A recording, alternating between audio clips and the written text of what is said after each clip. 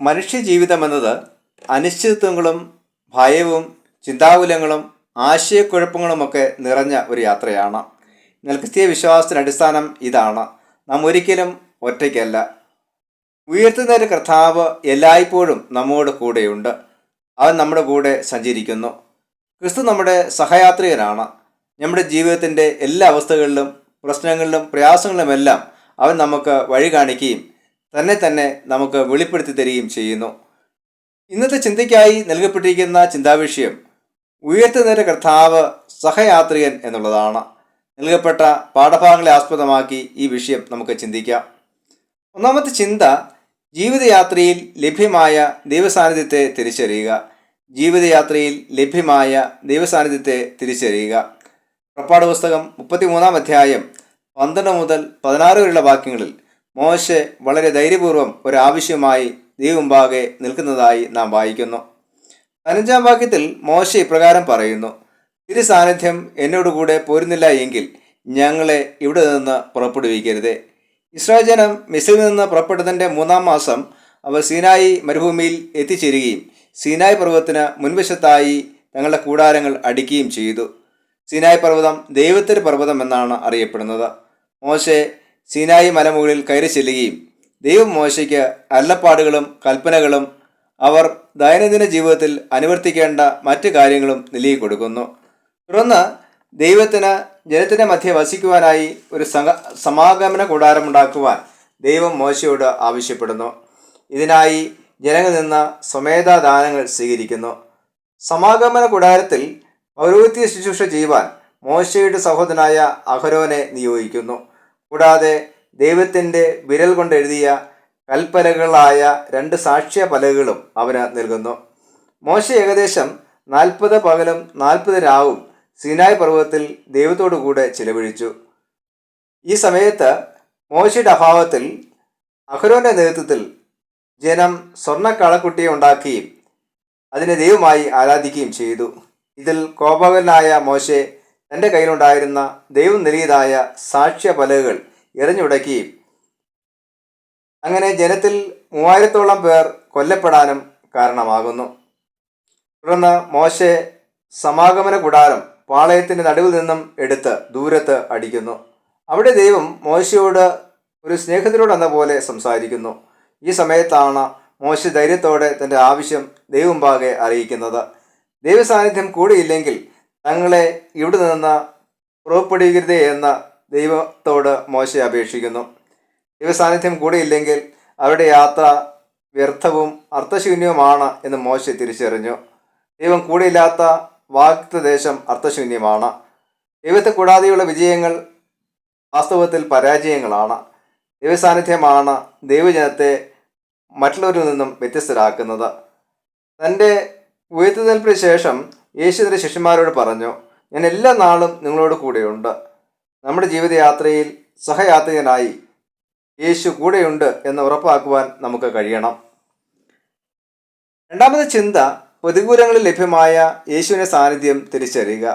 പ്രതികൂലങ്ങളിൽ ലഭ്യമായ യേശുവിൻ്റെ സാന്നിധ്യം തിരിച്ചറിയുക.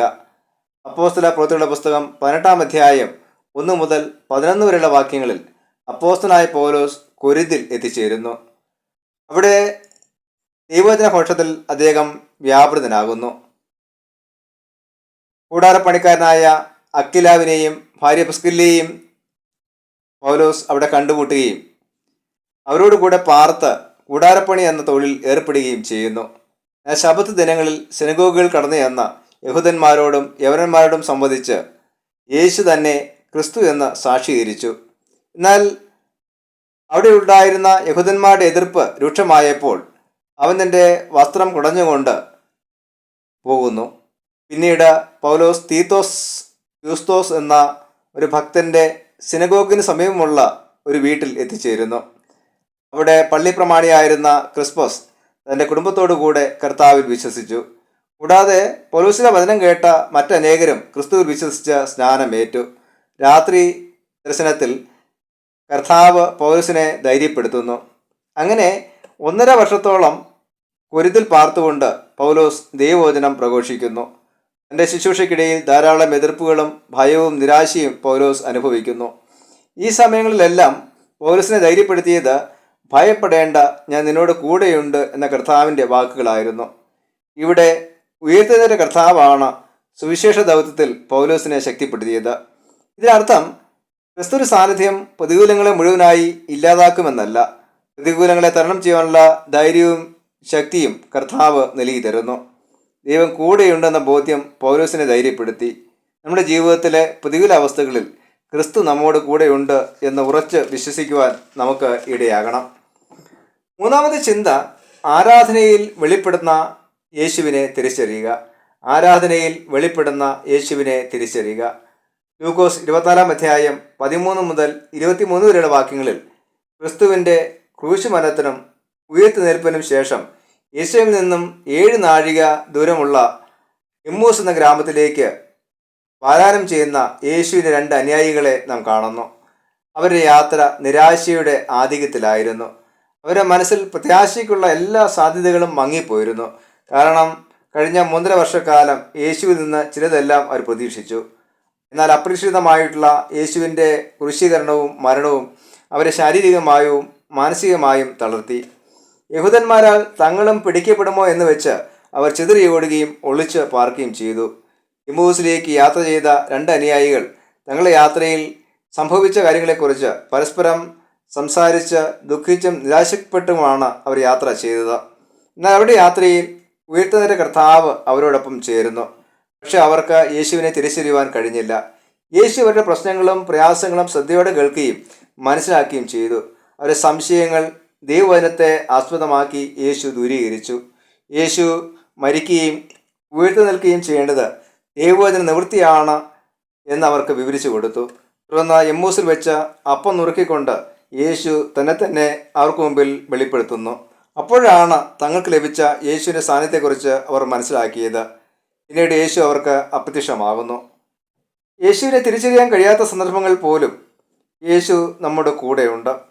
നമ്മുടെ ദുഃഖത്തിൽ, വേദനയിൽ, നിരാശയുടെ അവസ്ഥകളിൽ യേശു നമ്മോടൊപ്പമുണ്ട്. നമ്മുടെ സംശയങ്ങൾ, ആശയക്കുഴപ്പങ്ങൾ, പ്രശ്നങ്ങൾ എല്ലാം യേശു പരിഹരിക്കുകയും അതോടൊപ്പം ആരാധനയിലൂടെ തന്നെ നമുക്ക് വെളിപ്പെടുത്തി തരികയും ചെയ്യുന്നു. ഈ യേശുവിനെ തിരിച്ചറിയുവാനും ഉൾക്കൊള്ളുവാനും നമുക്ക് കഴിയണം. ദൈവസാന്നിധ്യമുള്ളപ്പോഴാണ് ദൈവജനത്തെ വേർതിരിച്ചറിയുവാൻ കഴിയുന്നത്. ദൈവസാന്നിധ്യം നമ്മുടെ ജീവിതയാത്രയിൽ നമുക്ക് ധൈര്യവും ശക്തിയും നൽകി തരുന്നു.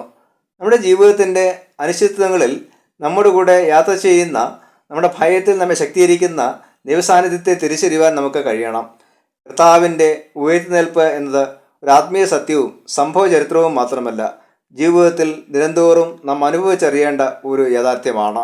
ഈ യേശു ഇന്നും നമ്മോട് കൂടെയുണ്ട്. സഹയാത്രികനായി ജീവിതത്തിൻ്റെ എല്ലാ അവസ്ഥയിലും നമ്മുടെ കൂടെയുള്ള യേശുവിൻ്റെ സാന്നിധ്യം ഉൾക്കൊണ്ടുകൊണ്ട് ദിനംതോറും യാത്ര ചെയ്യുവാൻ നമുക്ക് ഇടയായിത്തീരണം.